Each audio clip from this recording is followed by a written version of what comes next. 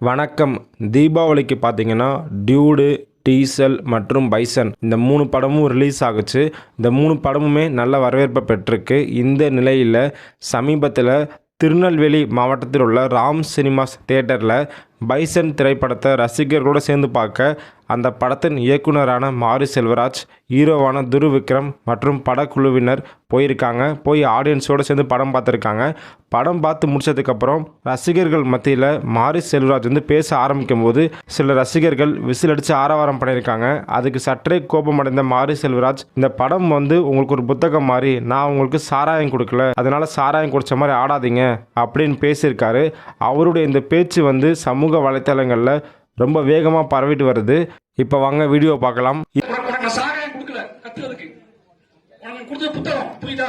என்னோட சினிமா புத்தகமா ஆசைப்படல. சாராயம் கொடுத்து ஆடுறதுக்காக வரல. தயவு செஞ்சு சாராயம் குடிச்ச மாதிரி ஆடாதீங்க. சந்தோஷமா இரு, ஹாப்பியா இரு, தூரம் பேசுவோம். ஓகே.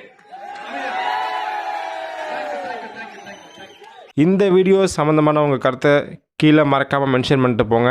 கடைசி வரைக்கும் பார்த்ததுக்கு ரொம்ப நன்றி. சப்போர்ட் பண்ணுங்கள். தேங்க்யூ.